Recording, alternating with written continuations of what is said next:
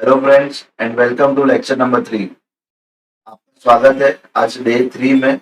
और I am sure आपने 2 दिन के जो वीडियोस देखे होंगे उससे आपको थोड़ा सा पता चला होगा मार्केट के बारे में, जैसे स्टॉक मार्केट क्या है। इंट्रोडक्शन आपको मैंने स्टॉक मार्केट का दे दिया।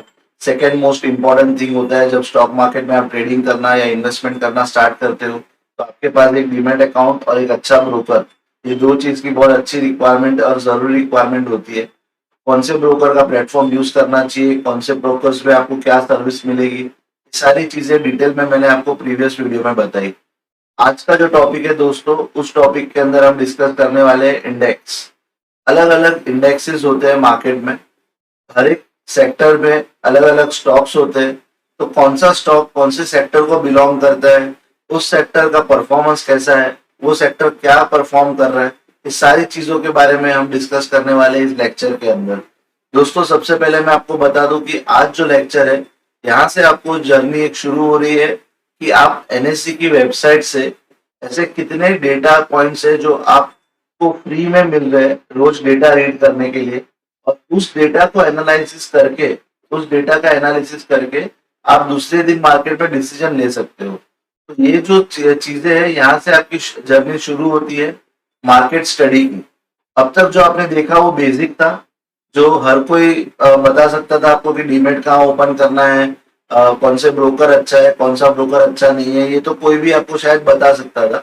मैंने आपको थोड़ा डिटेल में बताया कि मेरा मेरा जो एक्सपीरियंस है खुद का ब्रोकर्स के साथ वो क्या है। बट अब जो बात होने वाली है, आज से जो आपकी ये जर्नी स्टार्ट होने वाली है, वो है स्टडी की, एनालिसिस की। तो सबसे पहले जो बेसिक आपको समझना जरूरी है वो है कि आपको क्या रीड करना है, क्या डेटा आपको एनालिसिस करना है। तो ये सारी चीजों के बारे में हम डिस्कस करने वाले हैं इस वीडियो के अंदर। तो वीडियो को लास्ट तक देखिए तो आपको अच्छे से समझ में आएगा, और डेटा पॉइंट्स को नोट कीजिए। मैं आपको हर वीडियो में ये बताता हूँ कि आपको क्वेरी है, आप क्वेरी रिजॉल्व कीजिए। क्वेरी पूछने के लिए जब भी आप पूरा वीडियो देख लेते हो, आपने कुछ डेटा क्या कुछ पॉइंट्स आपने नोट डाउन किए, तो आप टेलीग्राम पे मुझे पूछिए। मैं जरूरी समझता हूँ कि अगर आप पूछोगे तो आपके और अच्छा स्टडी होगा, आपके डाउट्स जब क्लियर होते हैं तो आपको और अच्छे से समझ में आता है। तो दोस्तों मेरा आपसे विनती है कि अगर आप जब भी वीडियो देखो तो उसके अंदर कुछ ऐसे पॉइंट्स देखो जो आपको नहीं समझ में आते, आप मुझे पूछ सकते हो। तो चलिए दोस्तों आगे बढ़ते हैं इंडेक्स की तरफ।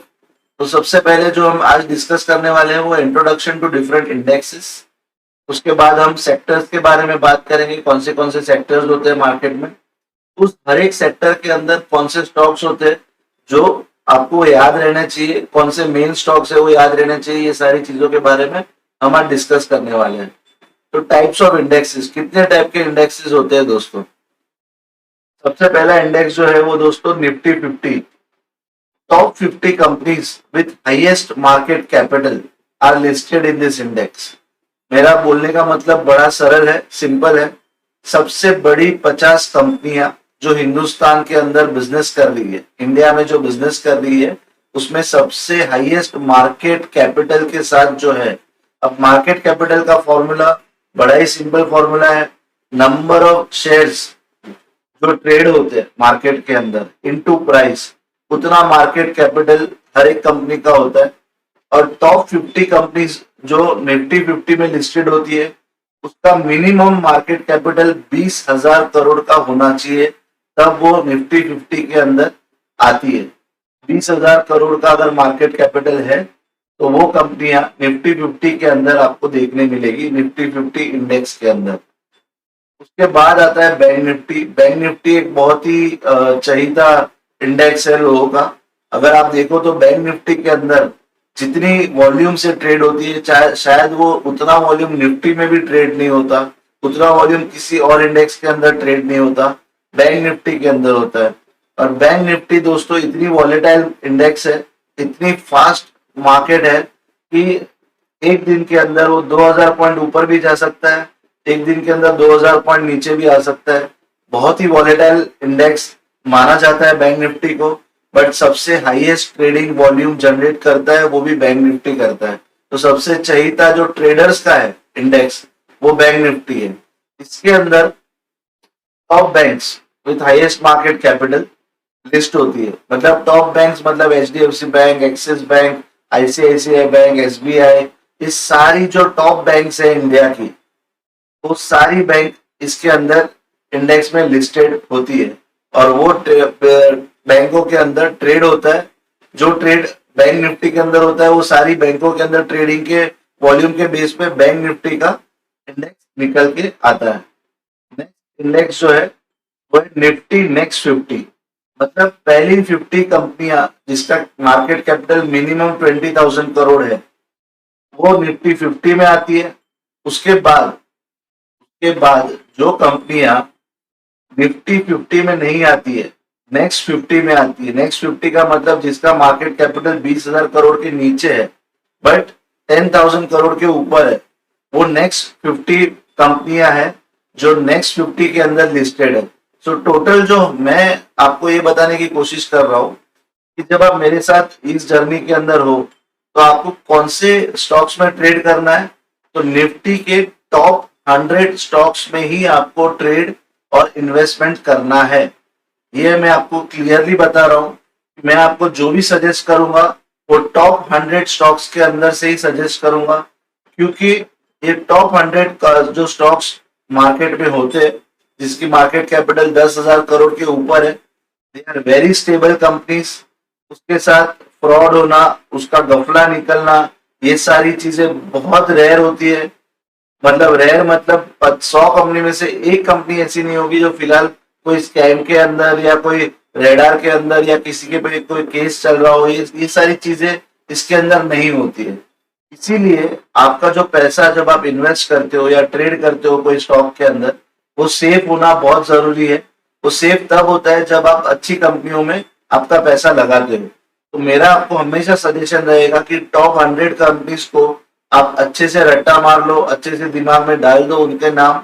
और टॉप 100 कंपनियां कौन सी है वो हम देखने वाले आगे, कौन सी कंपनियों में आप ट्रेड कर सकते हो आगे जाके और इन्वेस्टमेंट कैसे करोगे।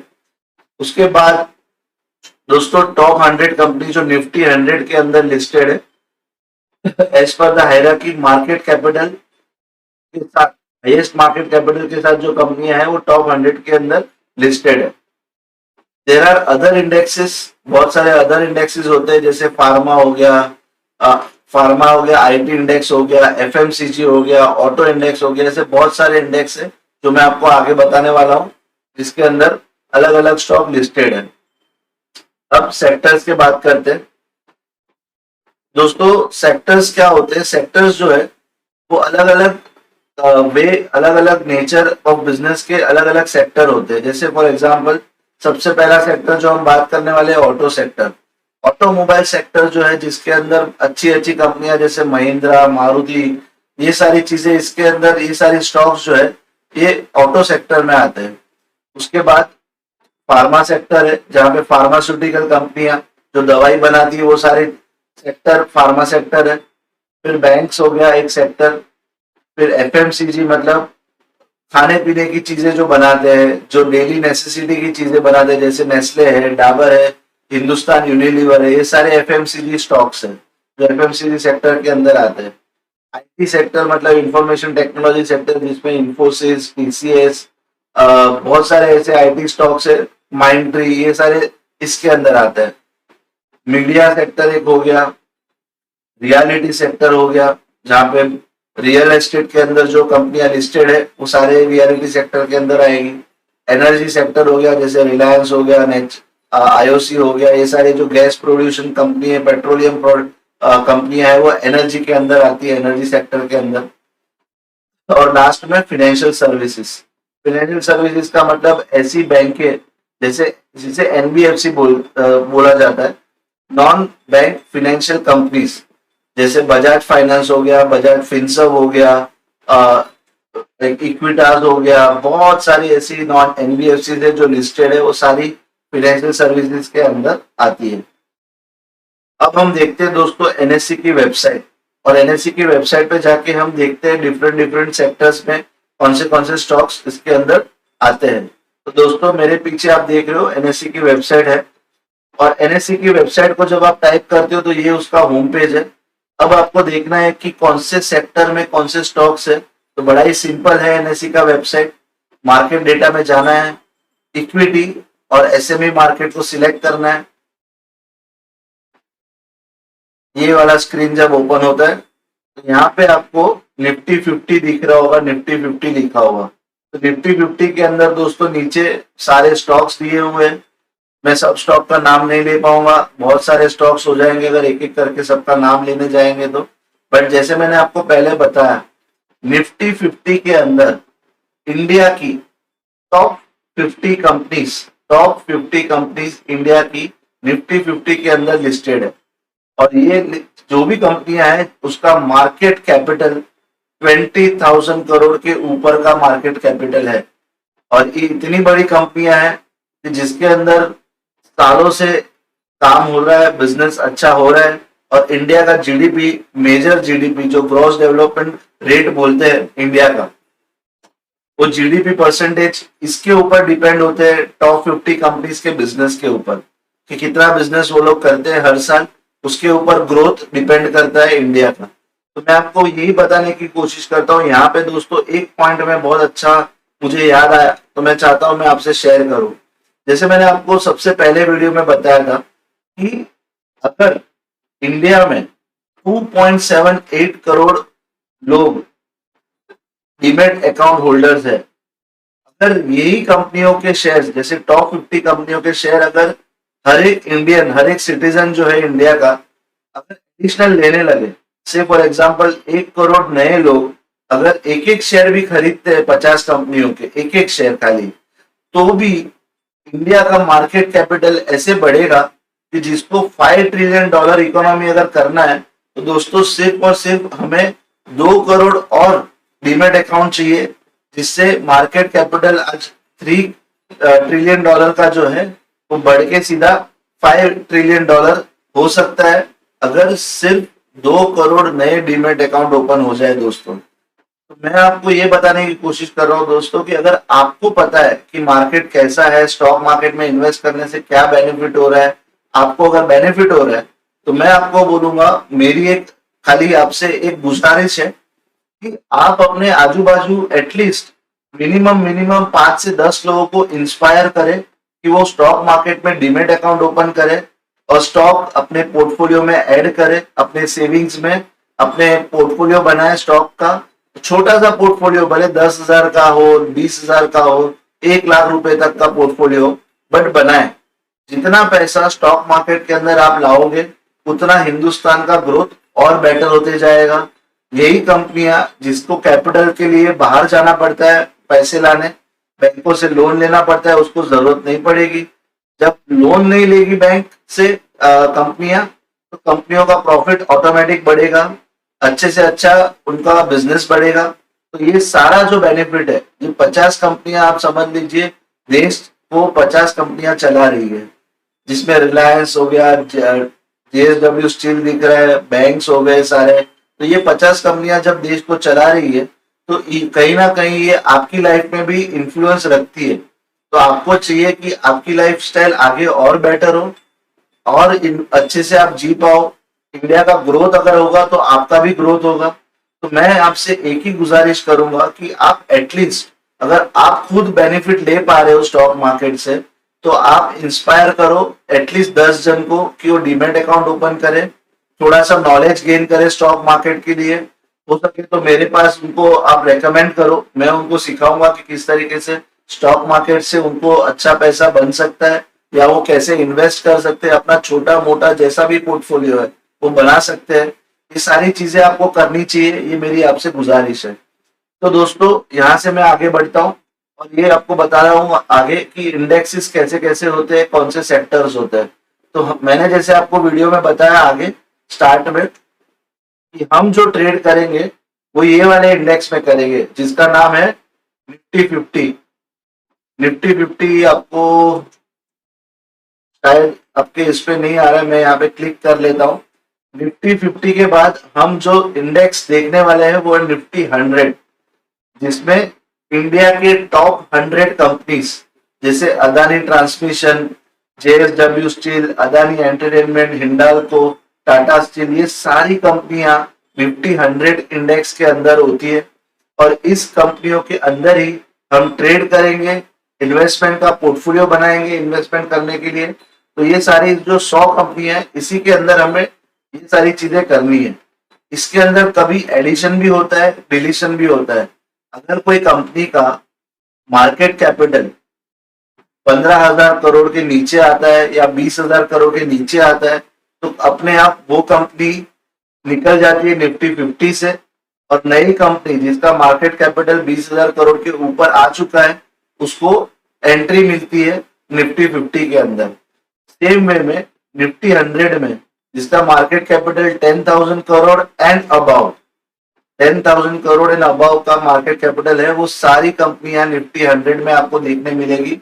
निफ्टी 50 की 50 कंपनियों के साथ नेक्स्ट 50 जो कंपनियां हैं वो सारी कंपनियां इसके अंदर है। तो हमें ट्रेड करना है, इन्वेस्टमेंट करना है तो इसी कंपनियों में करना है। तो दोस्तों अब हम बात करते हैं सेक्टर्स के बारे में। अब सेक्टोरियल इंडेक्सेस बोलते हैं। तो जैसे मैंने आपको बताया निफ्टी ऑटो, तो ऑटोमोबाइल जो सेक्टर है इसके अंदर आप देख रहे हो कि Motherson Sumi, Ashok Leyland, Bharat Forge, Bajaj auto, Tata Motors, Hero MotoCorp, Bosch, M N M, Mahindra and Mahindra, Exide Industries, हमारा Raja batteries, Maruti, MRF, Eicher Motor, ये सारी कंपनियां निफ्टी ऑटो के अंदर लिस्टेड है। अब मैं आपको सेक्टर्स क्यों बता रहा हूँ, मैं आपको एक सिंपल सा रीजन बताता हूँ सेक्टर्स क्यों बता रहा हूँ। दोस्तों हम जब मार्केट में ट्रेड करते हैं तो हमें पता चलता है कि सपोज कीजिए कि मारुति के अंदर मूवमेंट है, मारुति का जो स्टॉक है वो 2% ऊपर चल रहा है, तो हमें ये भी देखना जरूरी है कि क्या ऑटो सेक्टर भी ऊपर है, मतलब कि मारुति के अलावा जो बाकी स्टॉक जो है ऑटो सेक्टर के, क्या उसमें भी बुलिश व्यू है। जैसे आज अगर आप देखो तो परसेंटेज चेंज जब आप करोगे यहाँ पे, तो मैं यहाँ पे आपको दिखाता हूँ कि परसेंटेज चेंज करने से क्या होता है। आप देख रहे हो मदरसन सुमी 4% ऊपर था, 4%, मतलब उसने ओपन किया मदरसन सुमी, जब आप मार्केट आज ओपन हुआ था 2003 पे ओपन हुआ था और उसने हाई मारा 2012 का, 212 का। 212 का जब हाई मारा तो ऑलमोस्ट उसने जो 9 रुपए का जो हाई लगाया और क्लोज आया, लास्ट ट्रेडेड प्राइस जब क्लोज आया तो 210 रुपए पे उसका क्लोजिंग आया, तो 8 रुपया प्लस में मदरसन सुमी क्लोज हुआ है। साथ ही आप देख रहे हो ऑटो सेक्टर में, मतलब जो सेक्टर था निफ्टी ऑटो का जो इंडेक्स है वो 160 पॉइंट ऊपर बंद हुआ, मतलब 1%, 1.62% ऊपर हुआ। तो इसका मतलब मैं ये बताने की कोशिश कर रहा हूँ कि जब सेक्टर पूरा अगर बुलिश है, ग्रीन में है, और उसका कोई स्टॉक अगर आपको लग रहा है कि वो बुलिश है, जैसे अगर आज आपने ट्रेड किया होता मदरसन सुमी में तो आपको एटलीस्ट 1% से 2% का गेन मिला होता। क्यों? क्योंकि सेक्टर भी बुलिश था, उसके सारे स्टॉक भी बुलिश थे, और ये जो मदरसन सुमी स्टॉक था वो एक्स्ट्रा बुलिश था। तो हमें जब स्टॉक में ट्रेड करेंगे, मैं आगे आपको जब आप क्लासरूम ट्रेडिंग में आओगे तो जब मैं आपको स्ट्रेटेजी सिखाऊंगा कि आप कौन सी स्ट्रेटेजी यूज करके कैसे ट्रेड कर सकते हो, तो उसमें हम ये डिस्कस करेंगे कि सेक्टर्स देख के आपको स्टॉक कैसे चूज करना है और वॉच लिस्ट में आपको सेक्टर्स कैसे ऐड करना है।